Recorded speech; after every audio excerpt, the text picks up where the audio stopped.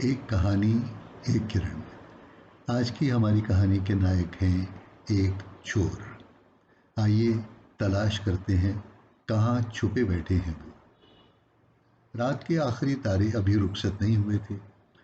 पौ फूटने हुई थी कि गांव की सीमा से किसी के जोर जोर से चिल्लाने की आवाज़ घरों की ओर बढ़ती हुई दिखाई दी। एक के बाद एक दरवाजे खुले, लोग घरों से बाहर निकले।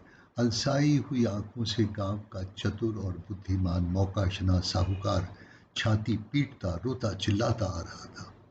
वह क्रंदन कर रहा था, मैं लुट गया, मैं बर्बाद हो गया। एक सन्यासी ने भोले गृहस्थ को लूट लिया। साधु के वेश में डाकू ने मेरा सब कुछ छीन लिया। उन दिनों न तो ट्विटर थे, न चैनल और न ही अखबार। पर सुबह की इस चटपटी खबर से सारा गांव सचेत हो गया। विवरण के लिए दौड़ा, साहूकार के पीछे पीछे चल पड़ा। साहूकार चिल्लाता गया, अरे कोई पुलिस को बुलाओ, पंचायत बैठाओ, चोर को पकड़ाओ। सन्यासी ने गृहस्थी को लूट लिया, मैं लुट गया। पंचायत बैठी, गांव का चौकीदार आया। चौपाल में बच्चे बूढ़े जवान सनसनीखेज घटना का विवरण सुनने के लिए इकट्ठे हुए। सरपंच, जो वयोवृद्ध और अनुभवी और ज्ञानवान आदमी था, उसने साहूकार से कहा, देखो भाई, पहले घटना का पूरा विवरण बताओ ताकि हम तुम्हारी सहायता कर सकें। साहूकार ने कहा, कल सुबह मेरे घर एक सन्यासी आया। केरुए वस्त्र पहने थे उसने, हाथ में माला थी। मैंने भोजन कराया। उसने आशीर्वाद देकर कहा, कोई अतिरिक्त इच्छा?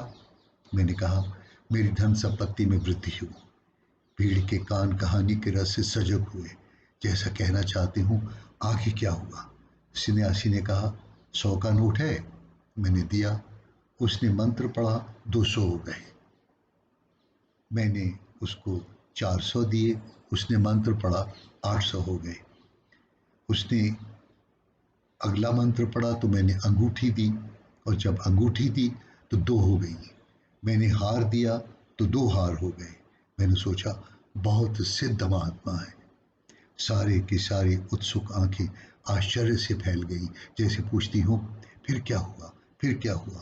साहूकार ने कहा, मैंने घर के सारे वस्त्र, केरुए और रुपए उसके सामने लाकर रखे और हाथ जोड़कर कहा, महाराज कृपा करें, फिर से मंत्र पढ़ें और इनको भी दुगना कर दें।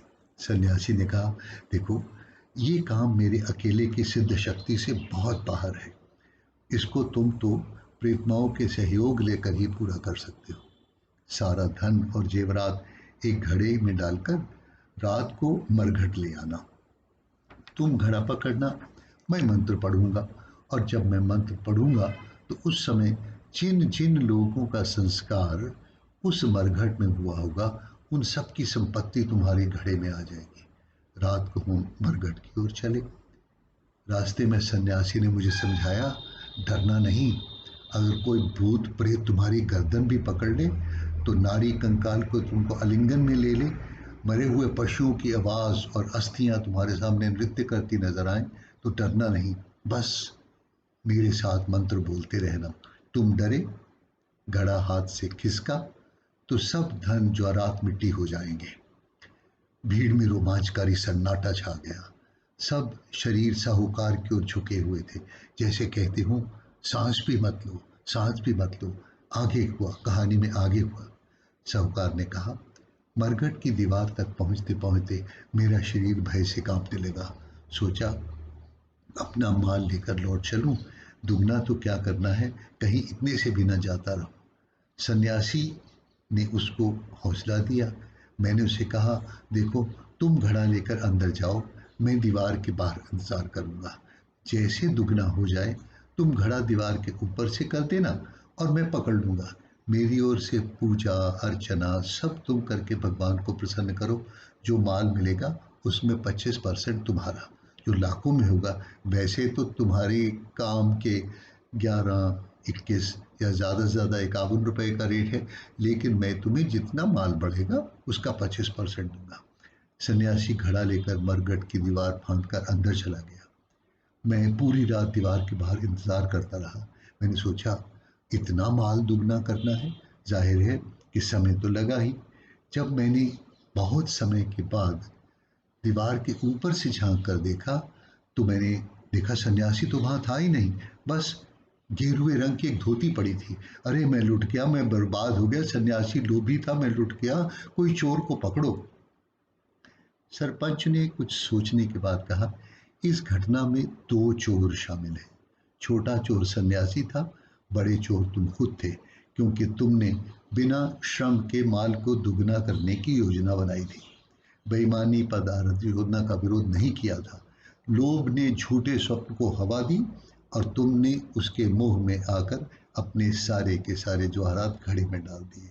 और अहंकार ने कहा, सारे गांव को ब्याज में बांध रखा है, अब इस सन्यासी का उपयोग करेंगे, हिस्सा पत्ती लो, माल दुगना करो।